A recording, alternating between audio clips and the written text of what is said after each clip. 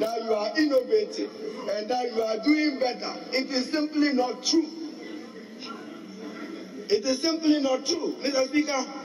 And my other caution, Mr. Speaker, is that the Minister for Finance, why I stated that he must further engage the telecos, is that, Mr. Speaker, the telecos already charge 2% e-levy, 1% in, 1% out. If the minister is not careful, this e-levy will be a windfall profit for the telecos, particularly the dominant significant market shareholder. And Mr. Speaker, I'll demonstrate it. Originally, charges on Momo, on electronic money issuers, were on limits on wallets. Limits on wallets, not transactions. So the difference between what the Minister of Finance is introducing of an electronic transfer levy of 1.75% against what existed is that for now, he says on every 100 Ghana cedis, charge 1.75%.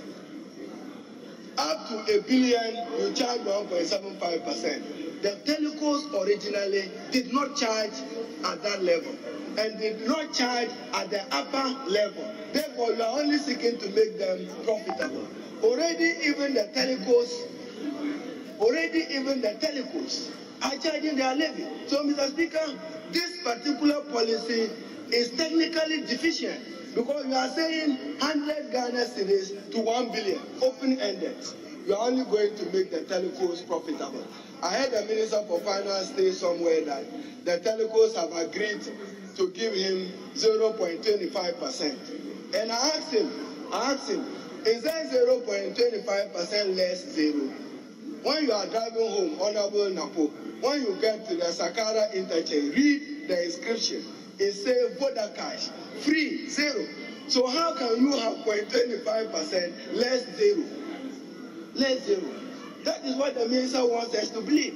They are already charging zero. So why are you asking them that they will give you 0.25%? So my caution is, let us have some revenue assurance. But, Mr. Speaker, you are only going to enrich the telecos with some of this initiative. Mr. Speaker, we are told now a famous American speaker, a famous American economist, Lawrence Summers, who was the United States Secretary of the Treasury and Director of the National Economy, once said that all taxes discourages something. Why not discourage bad things like pollution rather than good things like working on investment? A guide to the Honorable Minister for Finance as he desperately and aggressively seeks to do e-levy. How are we going to deal with the growing debt of our country? How are we going to deal with the depreciation of the cedi? Mr. Speaker, today, the cost of living is unacceptably and intolerably high. Cost of doing business, unacceptably high. This government, maybe, Mr. Speaker, they are abandoning even their manifesto of 2016. It said from taxation to production. Today we are seeing the contradiction back to taxation. When you got into office in 2017, there was VAT on financial services. You said it was not good enough. And you called it nuisance tax. Mr. Speaker, e-levy is the nuisance of nuisance tax. What you said you would not support is exactly what you are doing today. And we are saying that businesses are suffocating under your watch. The structure of our tax system is the most nuisance of nuisance taxes. And Mr. Speaker, you are going to compel customers to pay tax on their wallet transfers. That is unfair, that is insensitive. But the same tax does not apply to those using check and other conventional means. Anyway. Yo, I was at this, man. I was like this side. And I just stopped, and I remember stopping and united. Like I looked we will not support just to remind myself. Yo, Like, I looked in, I was like, how did it get there? Like, how did it escalate so fast? An impression that the NDC and its minority is anti-development, anti-progress, anti- and obstructing government. When you demonstrated against that, today, back from the break, this is BMPS, bald muscle, pot belly, and skinny. This gentleman right here discussing issues. Also. But anyway, we've been talking about ego, what would actually bruise the man's ego, where to draw the line, when to say it is enough, and all issues around that. So I said I was going to tell you guys a story, and that was actually based on what Jason said. Or I don't know if it was you that said it depends on who you're talking to. So I'll tell you a very funny story, a very quick one. And very short one. So I think I was in JSS 1, you know, at the time. Now, Mr. Speaker, thanks to our economists here, E-levy, initially, they even thought of foreign remittances. Why do you want to tax foreign remittances? Somebody brings in his foreign direct investment, you want to tax it. Mr. Speaker, finally, the banks and the financial institutions of this country should not be subjected to this obnoxious, punitive, insensitive tax. Mr. Speaker, it will be a disincentive to the private sector of Ghana. It will affect our effort at digital inclusion. Mr. Speaker, therefore, in concluding, we are not able to support the electronic transaction or electronic transfer levy of 1.75%. We think that is regressive, it smacks of double taxation, and the people of Ghana should not suffer further taxes. Our financial institutions and the banks should not be made to pay a levy. Therefore, Mr. Speaker, I'm serving you notice. I have courtesy to listen. I have listened to my colleagues have listened to me, Mr. Speaker, because we do not support the E-levy.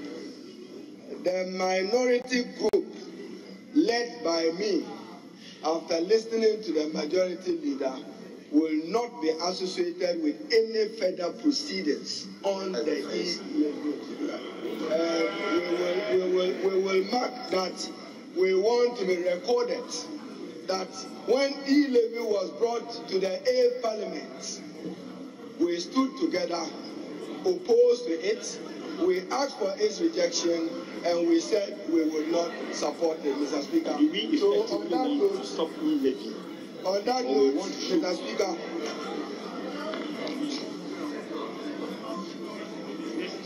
I want to thank you for the opportunity and to ask President Nana Addo Dankwa Akufo-Addo to withdraw this punitive, regressive, insensitive tax, and that we do not support it, and you don't need any vehicle for Chop to go and collect E-levy. The telephones are already taking it. You only need to engage them. But I understand that there are other fintech institutions. Therefore, Mr. Speaker,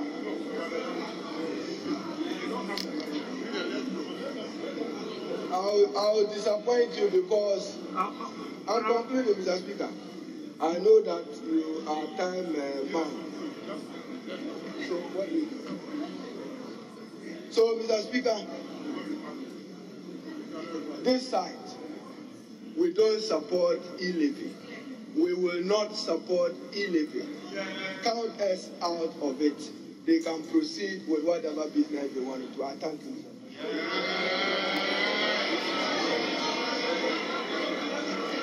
Mr. Speaker. Mr. Speaker. Mr. Speaker. He's waving. He's waving.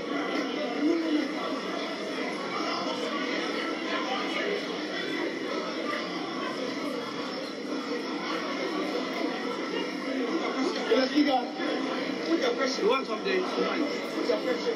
Put the question. Mr. Speaker, put the question. My colleagues are in the chamber. Mr. Speaker, my colleagues are in the chamber. I invite you to put the question now. Put the question now. They're in the chamber. Put the question now. They're in the chamber. Put the question now. Mr. Speaker, I'm inviting you. Put the question now. They're in the chamber.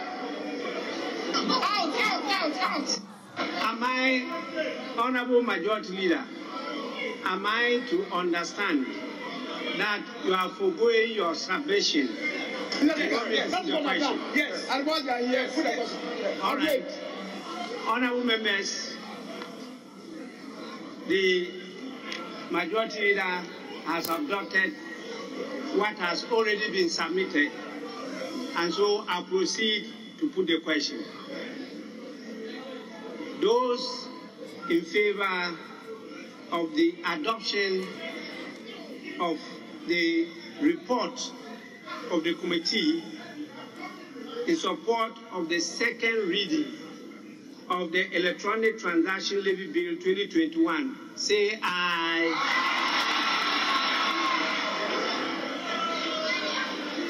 Those against, say no.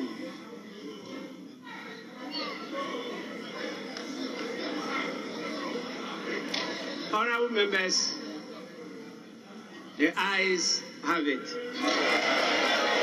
act to impose the levy to be known as the Electronic Transfer Levy on electronic transfers to enhance revenue mobilization by broadening the tax base and to provide for related matters.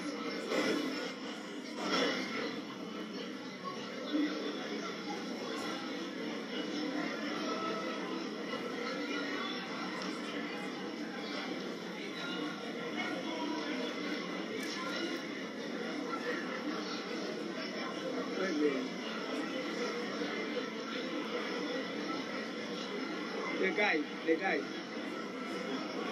Where?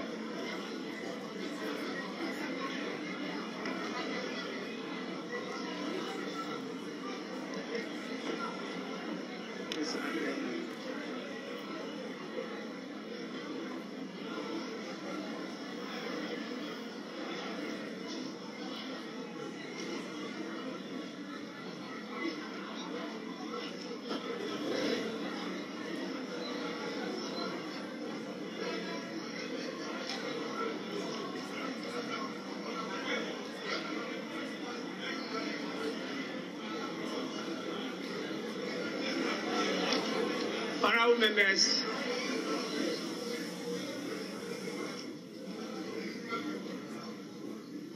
the Electronic Transfer Levy Bill 2021 is accordingly read a second time.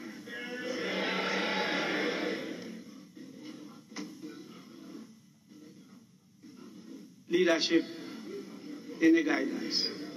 Mr. Speaker, I believe we can deal with the consideration stage of the Electronic Transfer Levy Bill 2021.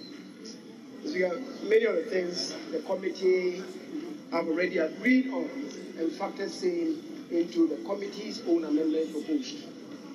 The major matter relating to the rate, as we listen to the minister, he himself is going to lead the House in proposing an amendment to the rate. Mr. Speaker, I believe we can deal with the consideration stage. I thank you. Honorable members, particularly to the leaders of the House, when you keep on giving surprises to the Speaker will also be giving you surprises. The movement of the motion itself was a surprise, and the walkout is another surprise. So today is the birthday of the President. It's not a surprise day. And he wants to celebrate it before coming to us tomorrow. we hope that his message will be one to be celebrated. But these surprises to the Speaker sometimes are overwhelming. And I will still continue to do everything for us to be able to manage this House together. The people of Ghana are looking up to us. They are not looking down, because we are not down, we are up. And that leadership we must not fail to provide. And so we need to continue to make sure that we process the bill to the consideration stage. We have a few days to rise, and I have no problem with us going on with the consideration because the House is properly constituted.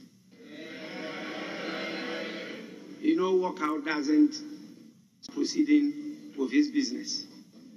And so my pleasure is for us to continue, and we'll move to the consideration stage of the bill, and that is at item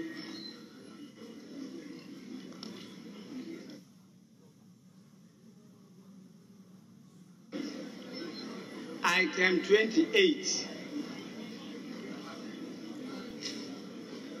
Speaker, item 28 is a procedural motion. The relevant committee has urgent nature. Item 28 is moot. Raised by the majority leader is casting vote of the chair of the committee. A decision was taken by the committee, and so we'll go straight to the consideration stage, which is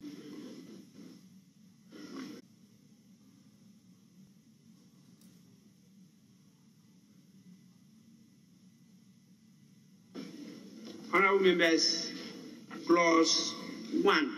Imposition of the levy on electronic transfer.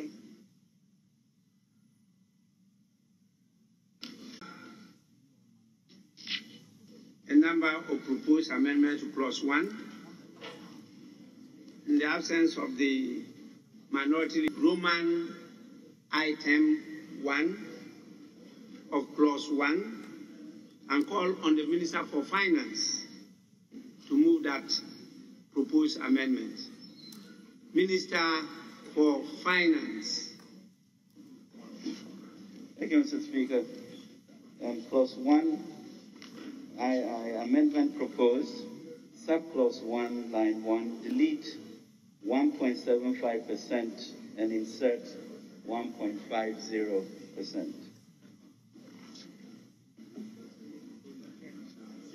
I so move.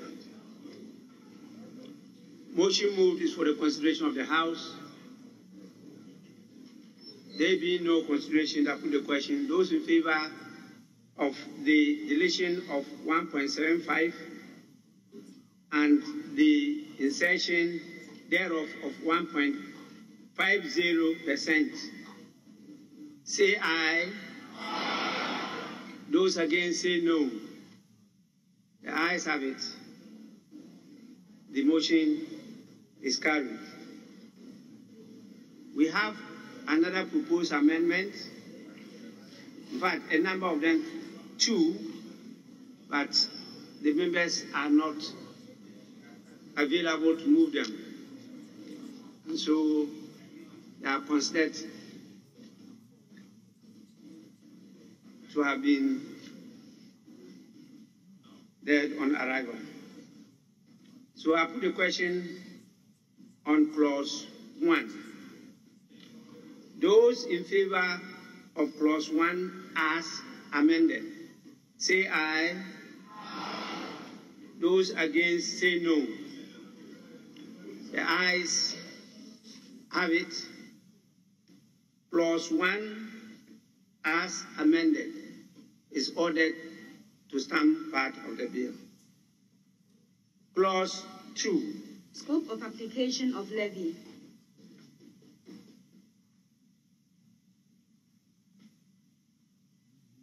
We have a number of proposed amendments. The members available, I can see, is only the Minister of Finance. So, Minister, you may move your proposed amendment. Thank you, Mr. Speaker. Clause 2, VRI, amendment proposed, subclause 2, paragraph C, line 2, delete ghana.gov.system and insert ghana.gov/system or any other government of Ghana designated payment system. I so move, Mr. Speaker. Motion moved is for the consideration of the House. There being no consideration, I put the question. Those in favor of the proposed amendment say aye. Aye. Those against say no. The ayes have it. The motion is carried. And I put the question.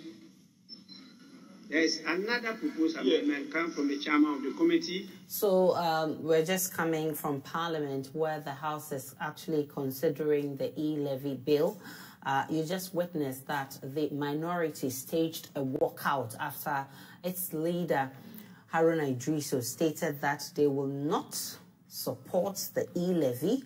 And he indicated that it is a nuisance tax. He said businesses are already suffocating and the E-levy will only compound their problems. He said the minority wants it captured on record that they will not be part of the passage of the E-levy. And so the minority has staged a walkout, but it was read for the second time and now at the consideration stage. This is a bill that has gone back and forth. It's actually been very controversial.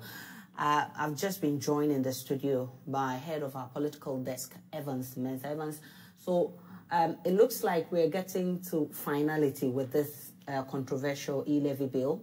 After the consideration stage, then it will be read for the third time. Then it's heading towards passage. The speaker said he was taken by surprise. I'm also wondering how that could happen. So let's clap a few things. So what it is now, as you see, the minority have boycotted the chamber. That throws up a very interesting constitutional dilemma for the majority side. On the back of that Supreme Court ruling recently, which the Supreme Court held that the Speaker, while presiding, can't still vote, did not only say that, but also clarified two things, what they called a non-voting quorum and a voting quorum. Yeah. Now, a non-voting quorum is simply the quorum you need. It's 1/3 of the House. That is very easy to get. Yeah. But a voting quorum is half of all members of the House in Parliament. Yeah. Now, what they just have done when the Speaker posed the question when they did the first reading and then the second reading, Yeah. that is, they need a voting quorum according to the Supreme Court for that to happen. Yes. And a voting quorum is half. So half of 275 is 138.5. Now, 138.5, I mean, we don't have half of a human being. So even if you're talking about 138, they don't have, the minority side do not have 138 members. Yes. They don't have a Joasafo in the House.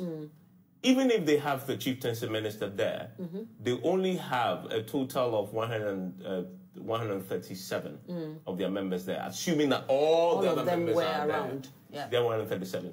So they don't have a voting quorum according to the Supreme Court. Yeah. Now, on the face of it, all the other votings that they've done on the second reading, and they're doing the consideration stage now, Yeah. on the face of it, will be unconstitutional. Yeah. And so this is actually a very interesting test of that Supreme Court judgment that was delivered 2 weeks back. Anybody can go back to the court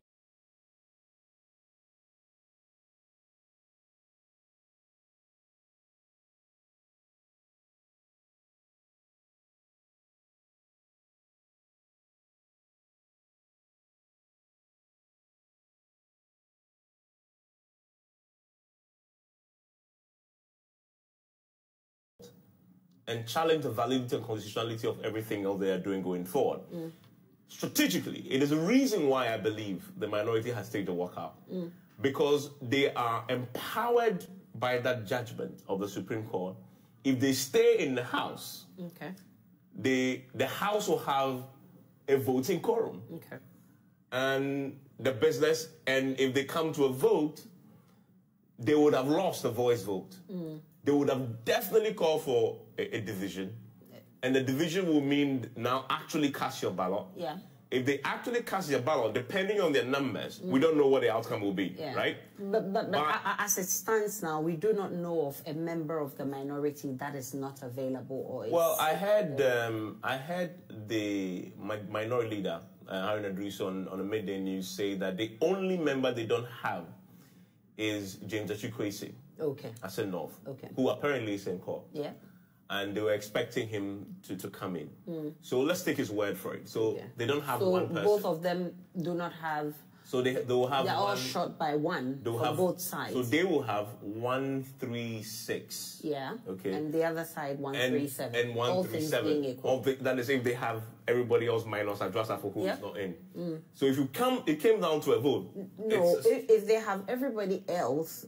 They can't have everybody else because we know that the chieftaincy minister is not available. No, I've heard that he's been wheeled into the House. Oh, okay, wow. If that's possible. I haven't seen it, but I've heard that he's been wheeled into the House. That would be interesting. So the only person, as of now, that we are working with that the majority side don't have is Adrasafo because she isn't in the country. So we're assuming that they have 137. If you take the minority leader's word for it, then they don't have James Achikwesi. Then they come down to 136. 136. So if you call for a division and you vote, it's stands to reason that the majority side will win. So the best strategy, I guess, is to boycott and leave the chamber. Then you are left with that constitutional problem that the Supreme Court itself, introduced, which is the voting quorum of half of the House. Which they don't have. But they have gone on to vote without having the voting quorum. So you had the majority leader saying to the speaker that he should call for he should pose the question because the minority were still in the chamber. He shouldn't wait for them to step out before he poses that question. I mean, so really that's where we are with the controversy. And we just listened to the speaker say that as far as he's concerned, boycotting the House does not stop Parliament from working. That is true. Before the Supreme Court judgment was delivered recently, that was true. And I'm surprised that he hasn't taken he hasn't brought up the Supreme Court judgment. Because if he brought up the Supreme Court judgment, he can put a vote. But here's the thing though, the Speaker can assume to be blind until somebody had raised an objection. But you don't have the minority guys to do that. So he's proceeding as if everything is okay. But he's a lawyer himself. Yeah, but as we've seen speakers do all the time, somebody has to catch his eye. And then you have to give the person an opportunity to raise an objection. Definitely. But there's nobody to raise an objection. So he's proceeding as if he doesn't know. I mean, he's right to do so. Subsequently, of course, somebody can go to court and challenge this. And the whole process indeed could be annulled. That is a risk that we face now. But will this pass today? I doubt very much. Because if you look at the standing orders, after the consideration stage, which obviously they are doing now, they have to go to the third reading. This is what a standing order says about that. The third reading. A bill having passed through the consideration stage, the third reading shall not be taken until at least 24 hours have elapsed. This period not including days on which the House does not sit. Okay. So what it means is, unless they were doing this under a certificate of urgency, they can't pass the E-levy today. They will have to wait at least 24 hours, which is tomorrow. They have to return tomorrow for the third reading to happen. And so definitely, if they're going by this, unless somebody puts up a motion for this to be considered a certificate of urgency, this is not the E-levy is not going to be passed today. If they're going by the standing order, so that is what it is. And maybe tomorrow, the minority side will have their numbers, because there's no way the majority side will get Adrasafo in by some miracle, by tomorrow. Considering where she is. Exactly. So minority guys really have calculated this and said, tomorrow we'll have all our numbers in. Yeah. And also bear in mind that there was the commissioning of the interchange. And from what I heard on midday, 7 NDC members were invited to be part of it. In Tamale. Okay. So it's very possible that they had gone to Tamale to join the president. So they were not part, of the I mean, be it as it may, if going by the standing orders that you just read, they can still come back by tomorrow. Yes. I mean, from Tamale to here is just less than an hour. Exactly. So definitely the minority have not lost much. Yeah. Except if somebody moves a motion now for this to be considered as significant urgency, then they can do all this today. And the one-sided house, although they don't form a voting quorum, can pass that, and it would have gone ahead to do all the stages today. But I would be surprised if the E-levy passes without them. I mean, with the minority just walking out. I understand the technicalities that you've just pointed out, but after all the issues and that there still hasn't been consensus, that we've had all this time for at least the majority to appeal to the minority to come to a compromise that, I mean, okay, this is what we want to do. We really need the E-levy, so meet us halfway. We haven't been able to do that, and we're still at this point. I'm so surprised that we're still here. I mean, it's what it is. I mean, this definitely was a surprise to everybody else, even the speaker. Yeah. So the only people who knew this was going to happen today was the majority side. How does that happen? That's the one presiding over the affairs did not know about this. That is strange. That is strange indeed. And we all know that it meets in caucus and decide the business of the house. And even the business of the house is announced, I mean, at the beginning of the week. And so, okay, so today is Tuesday. So the majority leader will announce what will happen from now till Friday. Yeah. Even, I think, the week on Friday, they gave you snippets of what would happen next week. So I'm really surprised how this happened at the blind side of the speaker. I believe, and that is why I'm still very suspicious of, well, not suspicious. I anticipate that somebody might move a motion for this to be considered. The Supreme Court judgment? No, another certificate of urgency. Okay, yeah. Because if the majority side didn't want this passed today, why would they spring the surprise on them? I think there must be a bigger plan here than just doing this and leaving it to tomorrow. I think there's a bigger plan there. I think we would find out from Paka, who is also in Parliament for us. He would be able to provide some of the answers we need right now. But I think we should go back to the chamber. A lot is happening there. There being no consideration, I put a question on both proposed amendments. Those in favor say aye. Those against say no. The ayes have it. The proposed amendments are carried. And I put a question on the whole of Clause 9. And the question is that Clause 9 as variously amended stands part of the bill. Those in favor say aye. Those against say no. The ayes have it. Clause 1 as variously amended is ordered to stand part of the bill. Honorable members, we move on to page 20 of the order paper. I see a proposed amendment XXV, new clause, but the proposal is not available. The same at page 21 and also continuing page 20, we have some proposals, but they are also not available. And so they can't be taken unless the minister will want to consider them. Yes, Minister. Thank you very much, Mr. Speaker.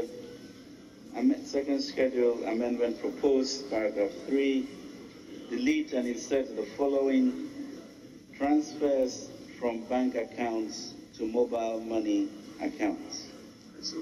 I so propose. Yeah. Please, can we get the rendition of your proposed amendment? Proposed amendment. Yes. So The text of the proposed amendment. Proposed amendment. What the text of That's what you said is fine. Text. Is it new clause? Transfers from bank accounts to mobile money accounts. We haven't finished with it.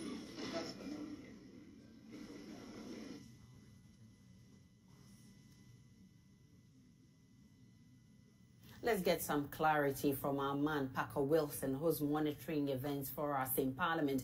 Parker, there's been confusion about whether this particular one is coming under certificate of urgency, because we know it happened earlier, but that was truncated. Now, what is happening today? Is it under certificate of urgency? No, it is not under a certificate of urgency. At least that was what you were made to believe. Now, Aisha, you recall that the bill has already been in Parliament, and so it was still in Parliament. It was not withdrawn. I recall that somewhere last December, when we had the fisticuffs, one of the issues at the time was whether or not the bill should be passed under a certificate of urgency. But for now, it hasn't been stated. They're just going through the normal process. They just finished with a second reading where the report of the committee has been adopted, and now they're going into the report clause by clause to see whether there will be some amendment made or not, particularly with the charges. We know that there was 1.75% at the time the bill was introduced to Parliament. Later, information that we got was that they were going to amend it to 1.5%.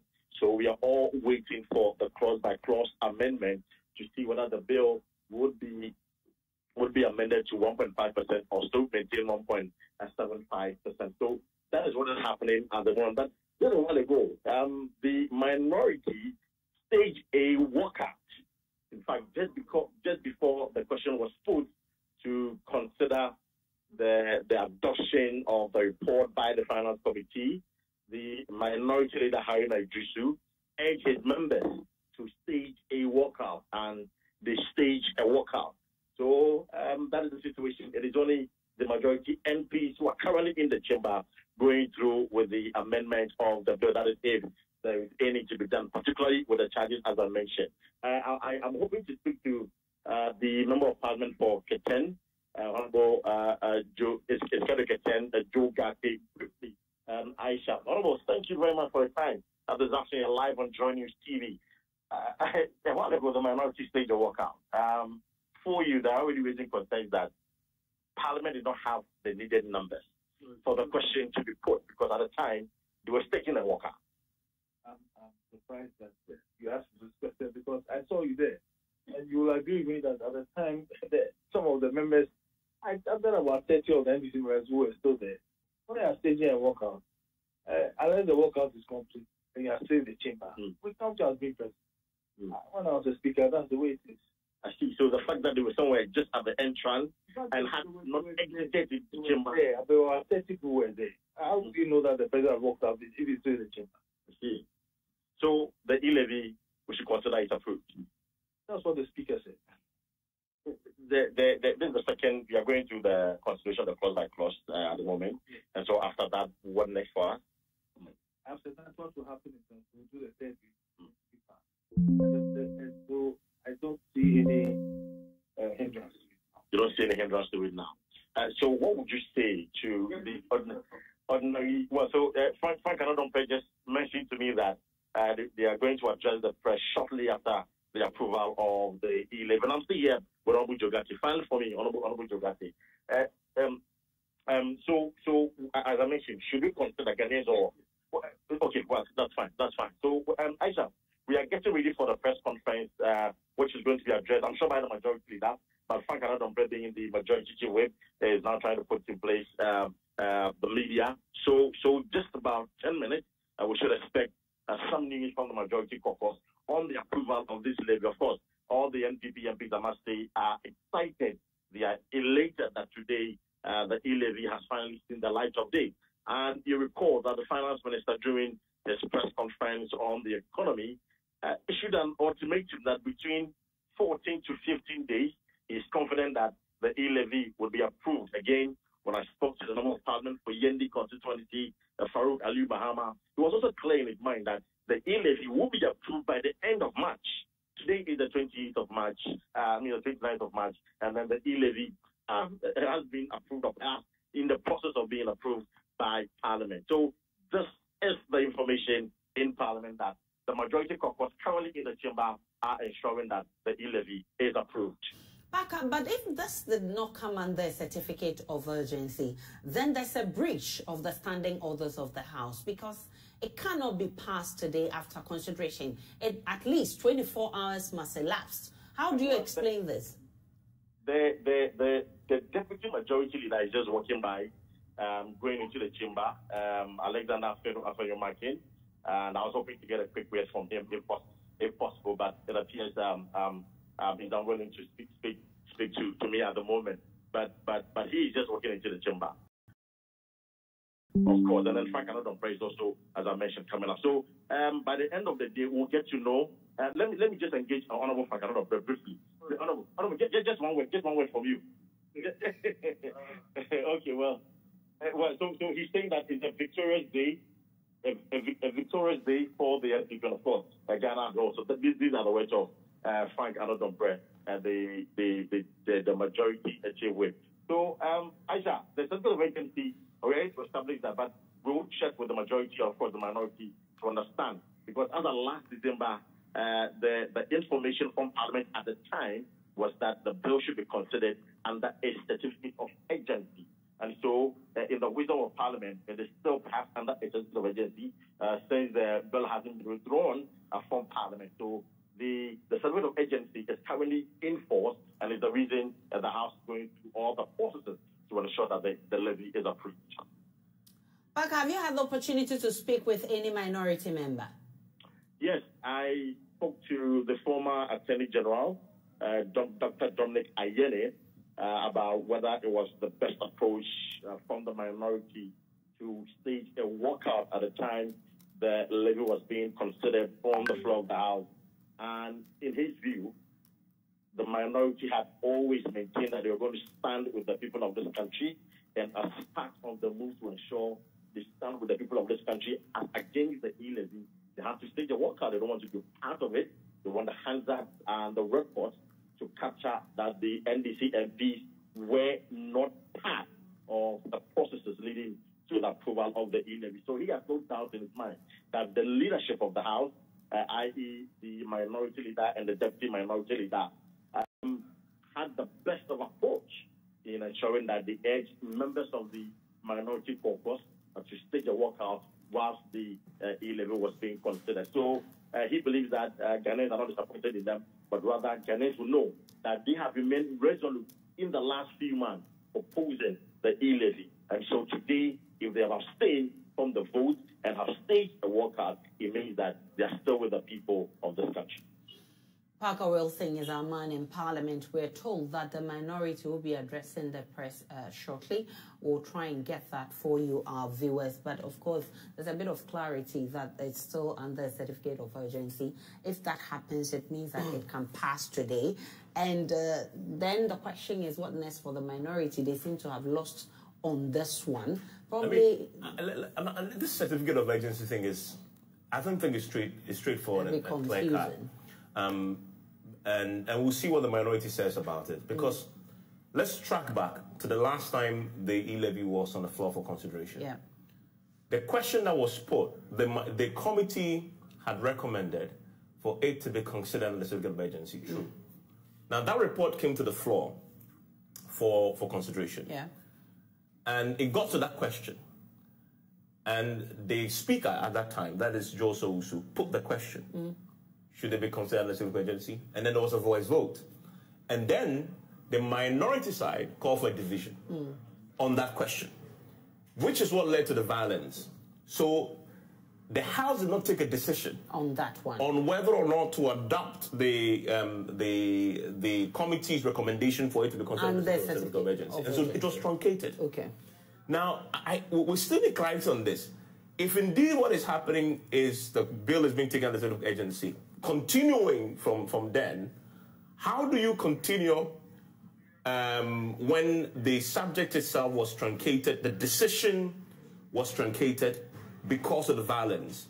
So the decision, the House has not taken a decision yet on whether to adopt that committee's report that recommended for it to be taken under state of emergency. Yeah. So it will be a big surprise to me that they will continue under state of emergency. I'm looking forward to see what the third reading will be done today. Yeah. Right? I mean, because that will confirm, and of course, the minority will have their say on that particular procedural question. Yeah. Okay.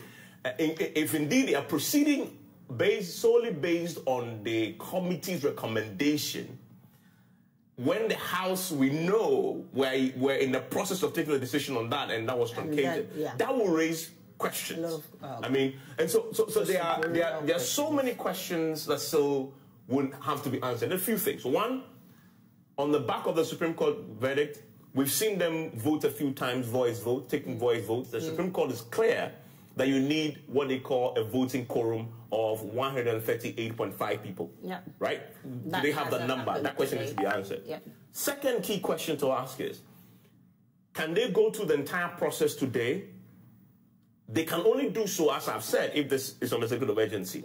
But we know from the previous time this came before them that was a subject. They were in the process of taking a decision. That led to chaos. Chaos, and they truncated it. Yeah. So having been truncated, can they proceed to take it under a certificate of urgency when that decision was truncated? Yeah. I mean, that is a question that needs to be answered.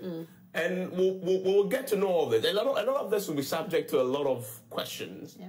Legally and procedurally, when all is done at the end of the day. If indeed you go ahead to pass it today with the numbers they have and then the certificate of urgency, I foresee a lot of challenge to that bill going forward, either at the courts or in Parliament itself.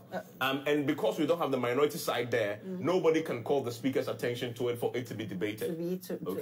But tomorrow, going forward, we'll see how that plays out, definitely in the House. Yeah, definitely. And then the court bit that you talked about, if it happens that the minority or anybody takes this to the Supreme Court, it could also happen that all that has happened today will be annulled and the whole process... So that's a possibility. To be started again. So this is something that we're looking forward to, and that clarity we must get. We're waiting to hear from the minority side. Maybe they would also bring some clarity to that technicality that has just happened in Parliament. Remember that certificate of urgency bit started some time ago. That led to chaos. That question was never answered. So that's where the confusion is, whether it's under certificate of urgency or not. We'll try and get that clarity. Let's go back to Parliament and to the floor of the House and listen to the Speaker. XVI, Roman number 26. Yes. Speaker, the amendment stands in the name of the Honorable Samuel Nati George. Yes. Speaker, that amendment really captures what we have been discussing earlier on, even though it bears the name of the Honorable Samuel Nati George.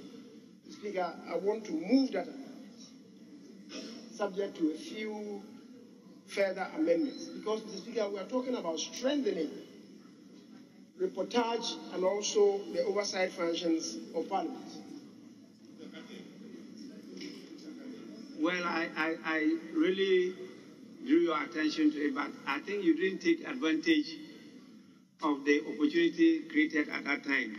We will grant you, so we can do that. Yes, Mr. Speaker, is to add a new clause after clause 6. And one is the Ghana Revenue Authority shall present to the Minister quarterly reports on the performance and expenditure of the Electronic Transfer Levy Fund.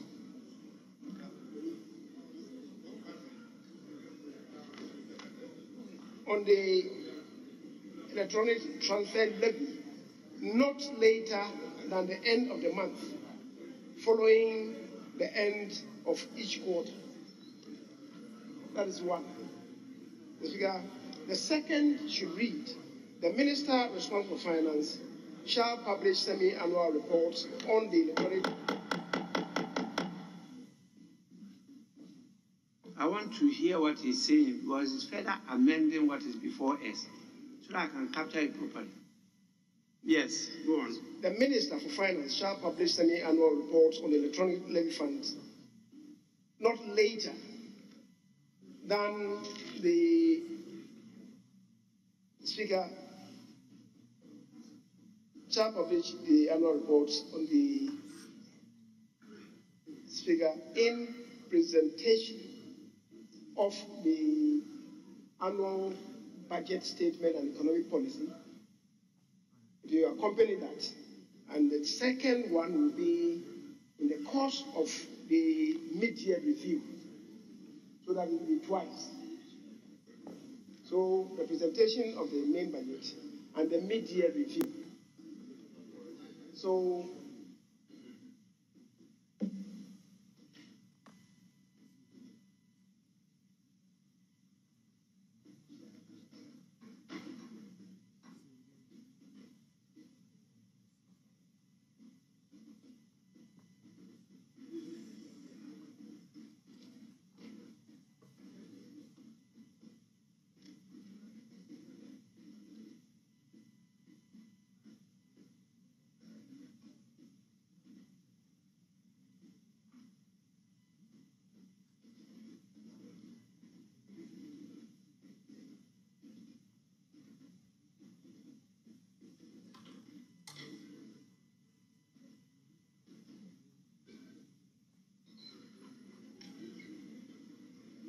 So as you have it on your screens, we're in Parliament, the Chamber of Parliament, where currently the E-levy is under consideration. It's under consideration by only the majority side. Earlier, we saw the minority walking out of the chamber, saying they do not want to be part of it. That was after the minority leader, Haruna Idrisu, indicated that the E-levy would actually compound the problems of Ghanaian businesses that are already suffocating. It was also after when the minority leader indicated that this E-levy would actually retrogress government's efforts in digitizing the economy. And the speaker himself has been complaining and expressing surprise why he did not even know that this was coming. Now, there are a lot of issues coming up about whether this whole bill is being considered under a certificate of urgency. As we all may know, that started some time ago in Parliament when the first Deputy Speaker of Parliament posed that question, and that whole process led to chaos. So that was truncated. And today, we're being told that it's on certificate of urgency. We're waiting for the minority that says it's going to be holding a press conference shortly. We'll try and bring you that press conference and get clarity on this technicality, because the standing orders says otherwise if it's not coming under a certificate of urgency. So these are questions we'll try to get answers for you on the Joy News channel. You need to stay here. Let's go back to the chamber. The majority leader, Sir Chairman Sabunso, is on the floor. Let's hear him. Budget performance, full stop, and shall present the report to Parliament.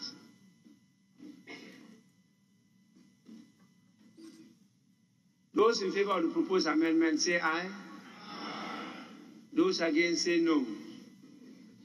The ayes have it. Yes, Chairman, is there a mistake before I haven't put the question, the final one yet? The ayes have it. The motion is carried. And I put the question on that proposed new clause. Those in favor that a new clause as captured in the proposed amendment XSVI. Mr. Speaker. Yes. Just a minor thing. I think the GRA, the report that they are going to present to the minister, relate to the revenue streams, not the expenditure. So rather, it should read reports on the performance of the revenues, not the expenditure. But they don't report on expenditure to the minister. It's the revenues. On the performance of the revenues.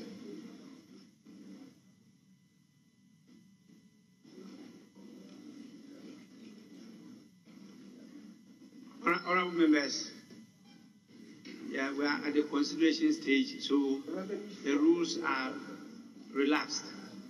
That's why the maize should be tilted. Now, the majority leader has further amended sub-clause 1 of the new clause at item SSVI by the deletion at line 2 flowing to line 3 of and expenditure. Delete and expenditure and insert of the revenue. Of the revenue from what? From the what? From the electronic transfer levy. And so that sub-clause read the Ghana Revenue Authority shall present to the minister quarterly reports on the performance of the revenue from the electronic transfer levy not later than the end of the month following the end of each quarter. So I put the question again. Those in favor say aye. Those against say no. With this, I put the question on the new clause. And the question is that a new clause be inserted to the bill as captured at pages 20 and 21 of the order. Joined us, we're live in Parliament. The House is currently considering the E-levy bill. It's at the consideration stage despite a walkout by the minority. Speaker of Parliament Alban Bagbin has been complaining that this took him by surprise. There's also a bit of confusion about whether this whole thing is coming under certificate of urgency or not, and whether it can be passed today or not per the standing orders of the House. We'll be going back to Parliament and get more on this. Don't forget that the minority in Parliament is also preparing for a press conference, which we'll be covering for you. We'll take a break. We'll return with more.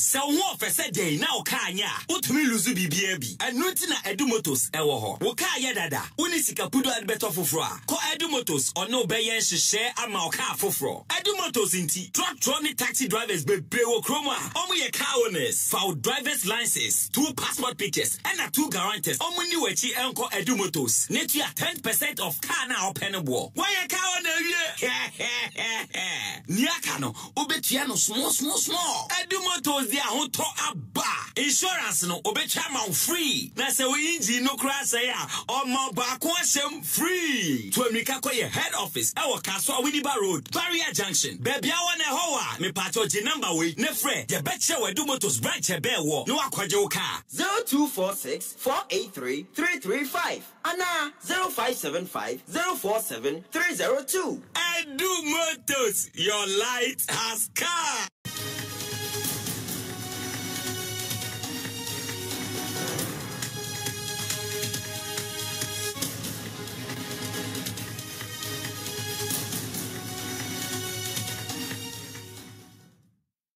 Welcome back to the Joy News channel. This is where to stay for all the updates on the E-levy. Remember, it's been back and forth with government and the minority in parliament. Today, it's being looked at the floor of the House. It's actually at the consideration stage.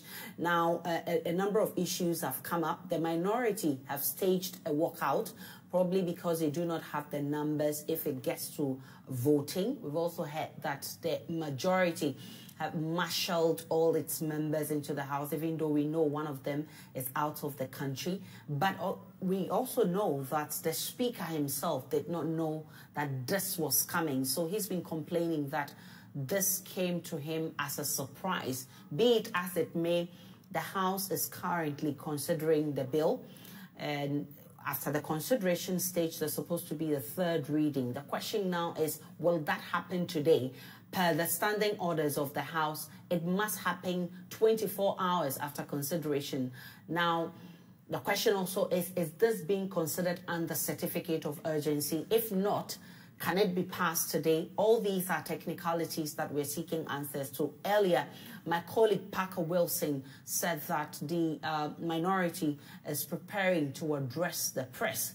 We'll be getting more from that area because they will be addressing some of the technicalities for us. The questions that are bothering our minds, we'll try and get answers to when that press conference comes. We'll also try and get the majority side to explain to us what exactly is happening, whether it's on a certificate of urgency or whether it's just the normal activities of the House. Then we know whether there's a breach of the standing orders or not. There's also the bit about the Supreme Court's decision that says that you need a voting quorum to be able to do even a voice quorum.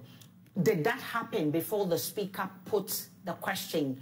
For those of you who, the ayes and the noes, he put that question when the minority had staged a walkout. You could hear the majority leader, Seche Mensah-Bonsu, calling the attention of the Speaker to put the question while the minority were still in the House, even though they were up on their feet and trying to walk out of the chamber.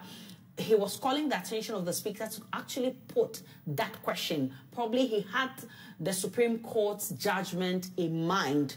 Now, let's go back to the chamber because the bill is still under consideration.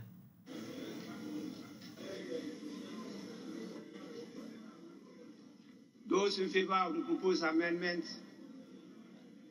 those in favor that the long title stands part of the bill, say aye. Those against say no. The ayes have it.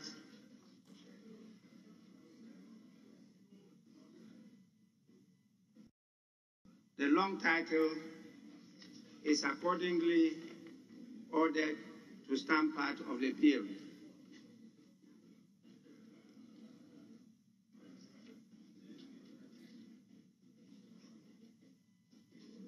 Speaker. Yes, please. I believe we can, because of what we've done, we can issue some consequential directive to the table officers and the vice persons to help us clean what we have done up. And I guess we'll be home and dry with that.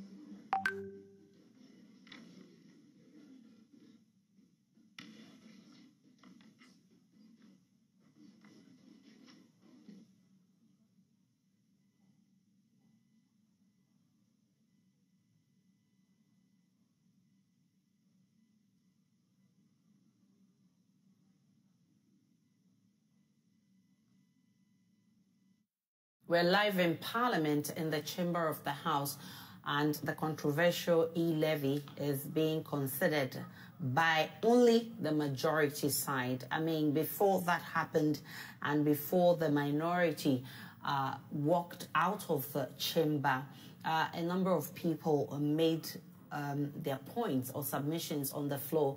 Kesela Tofor-Singh, who is spokesperson for the minority on finance, actually said that the finance minister got it all wrong with the E-levy and must consider not taxing Momo transactions. He said instead of targeting the upstream people, he is now targeting the poor people. He also described the tax as not an economic tax, but rather a digital pocket tax.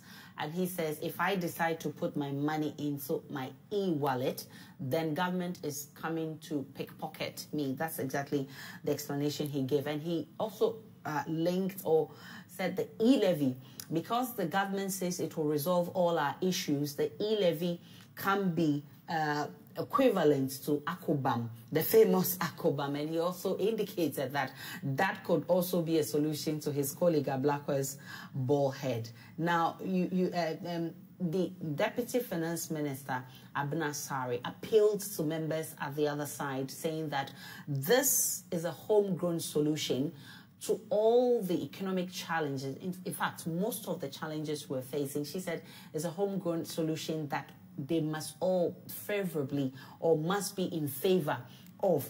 So she appealed to the other side to accept and approve the budget. Adongo also came in, who is a member of the Finance Committee, and he said that government must think outside the box and look for other alternatives, because he feels that taxing Momo would actually burden the already burdened Ghanaian.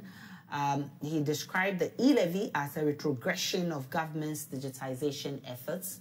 Information Minister Kojo Ponkroma then comes in to suggest that the e-levy will not kill the Momo industry as people purport, because he makes an example of the communication tax, which he says people were saying will kill the communication industry, but in the end, it has actually boosted that sector.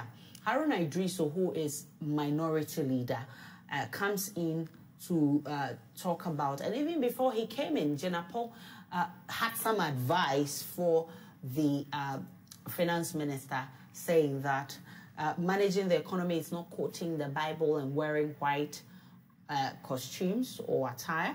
It must be followed by action. But Haruna crowns it all by saying that the tax defeats the purpose of government's own digital economy. He draws reference from some taxes that were introduced by the NDC that the NPP government described as nuisance taxes. So he says that the e-levy is the nuisance of all nuisance taxes.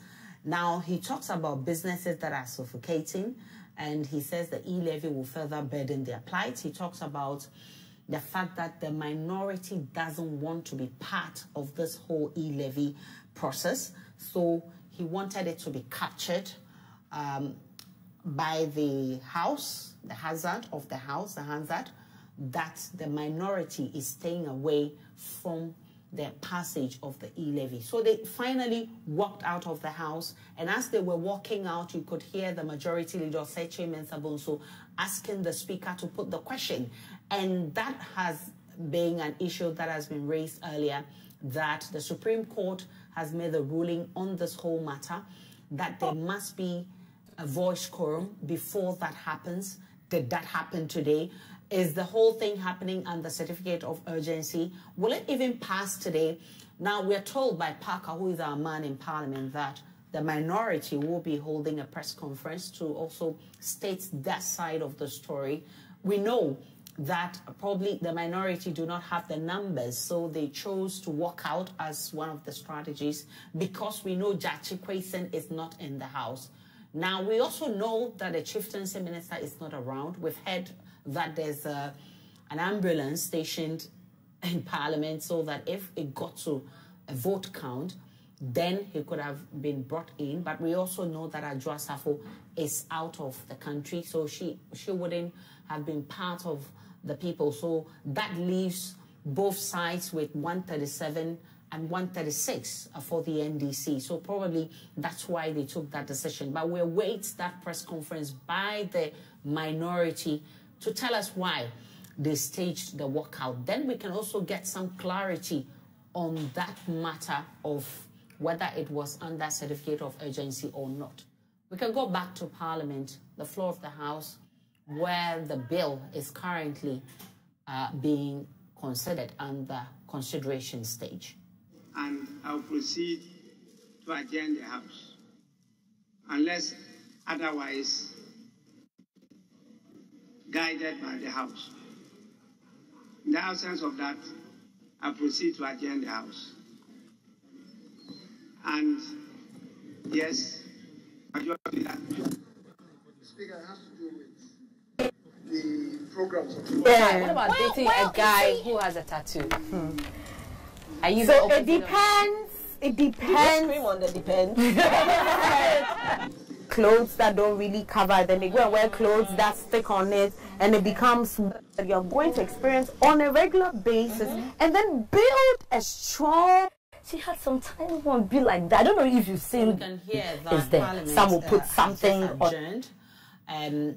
We don't know whether that bill has been passed or not. Let's go back to Parker, who is our man in Parliament. He's been monitoring this for us. Parker, what exactly has happened? I came to understand that when you look at different cultural settings, when you take time to understand why does this person have this, if I had found myself happened, Evans is still here. He's head of political desk here at Joy News. It does look like the bill was not passed today. Well, the Speaker was just saying that he would have to adjourn the House. What we don't know is whether he's adjourning this until further notice today or he's adjourning to tomorrow. And we'll get Parker to clarify for us very shortly. But as I indicated before, they were doing consideration. They had to do a third reading. Yeah. The third reading procedure says they had to wait 24 hours. Yes, after the consideration. If that is what the Speaker was doing, then that's according to procedure. That then will clarify the situation that this is not a certificate of urgency. But we'll wait for Parker to join us and clarify that for us, what this adjournment is. But whatever it is, the E-levy hasn't been passed. And at best, what we knew they were doing before was a consideration stage where they were going through some of the amendments. Yeah. I'm not sure they've done the third reading, and Parker needs to clarify that for us, whether they did the third reading today. But they can't do the third reading if you're going to procedure, unless it's an urgent bill or it is an urgent bill. Welcome to the show that keeps you talking at home. This is, of course, the Sixth Sense. Okay, but so for me, side, we're waiting to hear. I'm sure Parker has said they will be addressing the press conference. Yeah. They appear to hold a bit more cards to play as far as this is concerned, even while they're not in the House. Empowered by the Supreme Court judgment and also empowered by procedure. I mean, because as I've been saying all along, if you follow how this E-levy thing has gone, that certificate of urgency question has still not been resolved, unless you continue for where you left off, where the House was voting on it. Yeah. I don't see how you can continue without including that process. And I don't see how that works out. And so that's one of the cards they hold. Secondly, they can go back to the Supreme Court if this is passed and say they've done a series of voting. In fact, as it is now, they've done voice votes on the second reading. They've done voice votes on during the consideration stage on a number of items. All those voice votes are subject to a challenge in the Supreme Court because of the non-voting quorum the Supreme Court talked about very clearly that decisions cannot be taken in the House by a minority to bind a majority of members of the House. And so the very, very interesting I guess, scenarios still yet to play out in the coming days on the back of what we've seen today.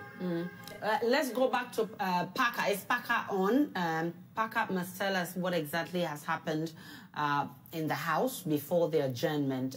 Parker? Hello, Parker? Hello, Aisha, can you hear me? Yes, loud and clear. Parker, go ahead. Right, so, Aisha, I mean, the Parliament is just about to adjourn proceedings for today and, of course, make way for the State of the Nation address tomorrow. They want the MPs to get themselves ready for that. The minority is just about to address the press conference. But I must say, just a while ago, the controversial E-levy was approved. And it's been directed that the President should have sent his signature to, of course, the bill. And so now it's in force. Going forward, Ghanaians and, of course, every individual in this country should get ready for the what the minority call Momo tax, even though the majority has indicated that it is not double taxation. So Frank Anodomprem is here, and he will be addressing the press very, very soon. The conference room, 7th floor conference room. That's where we are holding the press conference. Okay. Right. So The venue has changed. They are moving to the 7th floor. We are moving with them so that we're going to carry the live press conference by the majority leadership. But I must say that the E-levy has been approved. It's on record. Parliament, a one-sided majority house, has approved the controversial E-levy. You heard Parker Wilson, who is our man in Parliament, just confirming that the E-levy has been approved.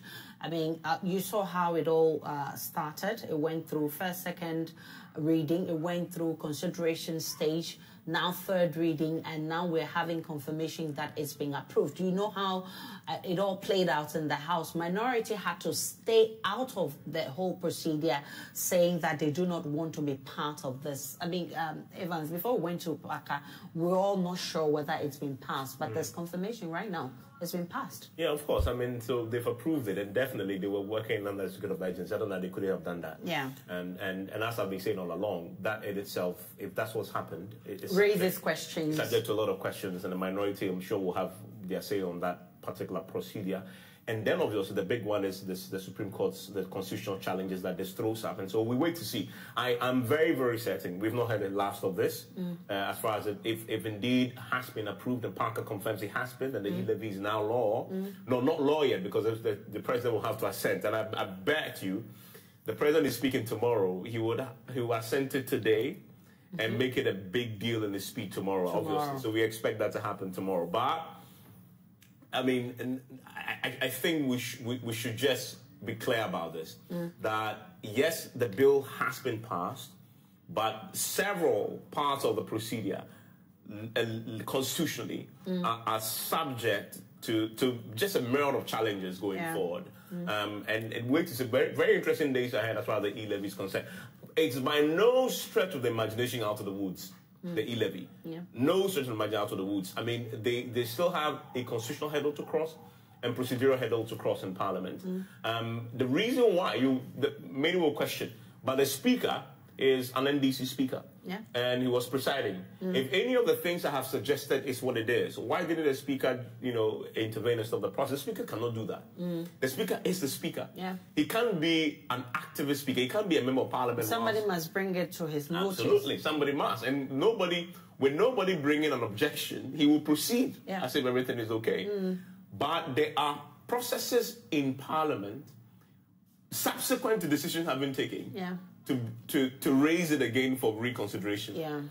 And going forward, it'll be interesting to see whether the minority guys exercise that right they have under the standing orders and the Constitution to do so. But again, as to whether they will go back to Supreme Court is another question. As in the minority. The minority itself has shown doesn't have any trust anymore in the Supreme Court.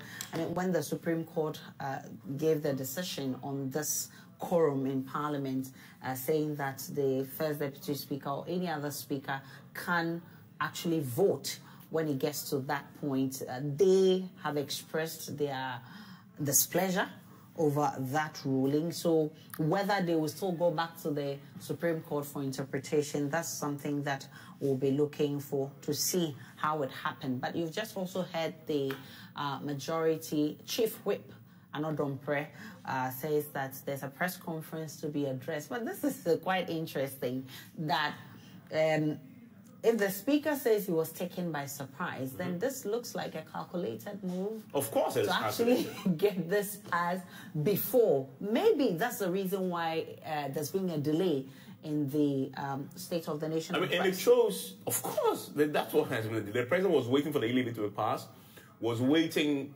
for this retreat that talked about the economy and puts in the measures, was waiting for all this. Because they're all things that will play out in the pieces to come together. And then tomorrow he'll come and talk. State of the Nation. Yes, we are in crisis. Second, I've put in place measures to address it. Third, I have the E-levy passed. We are on our way to recovery. That is a narrative that the President had been waiting for. And there's a reason why they adjourned his State of the Nation address. Political masterstroke it is. Strategy-wise, perfect. The E-levy, the way the majority side had executed this plan, is spot on. Of course, until the challenges, as I anticipate, will come. We'll see how that holds up too. That is good. the outcomes of these challenges that I'm anticipating is also not a foregone conclusion. Yeah. As far as strategy goes, you see this is one of those moments where, you know, the political chicanery comes to play. Yeah. So you have a majority that springs a surprise not only on the minority side but on the speaker. The speaker. Right? The speaker admits that he's surprised by the moves that has happened. But the majority guy had this plan for a while. They knew and cooking this for a while. Like just last week, I was speaking to another prayer about the E-levy. And I asked him, you still don't have the numbers. He said, we will pass it. Okay. Because they even gave timelines. Exactly. And I said to him, you don't have Adjustafo, you don't have the chieftaincy minister. He says, well, we'll do without both of them. Okay. As we saw today, the suggestion is that they've done it. Now, the leader today, they chose their day very carefully. One, you have the Black Stars playing, and don't underestimate that. Ghanaians today, as we all woke up, the only thing we're focused on was the Black Stars. The Black Stars. The reason why you're wearing your jersey. Yes, definitely. Right? That's the only thing Ghanaians were focused on. Ghanaians, as we've seen, are opposed to the E-levy. You really want to pass the E-levy under circumstances where there's no fuss, there's no attention. Yeah. Right? So it doesn't create the buzz, the negativity that we know the E-levy brings. You choose a day the Black Stars are playing the game. Perfect day. Yeah. All focus, complete distraction. Yeah. We have been distracted, our attention focused on Black Stars, and then you stick it into Parliament. Even the minority guys didn't wake up this morning thinking this was going to happen. This was going to happen. They were looking forward to watching the game at 5 p.m., right? The speaker was saying. So that is smart. Secondly, you choose a day when the Tamale interchange, which is situated across constituencies where the NDC has MPs. The Tamale area is not a place that is held by any MPP guy. Yeah. It's held by NDC, including the minority leader himself. Yes. Right? You choose a day like that when their constituents will be looking to see the thing commissioned so they can use and invite them to it. Another distraction. And as we've been told, 7 of them were on their way. Some of them were at the airport when they were called that return. It's very possible some of them may have actually flown already to Tamale. But some couldn't make it. So again, another sweet plan. This is what politics is about.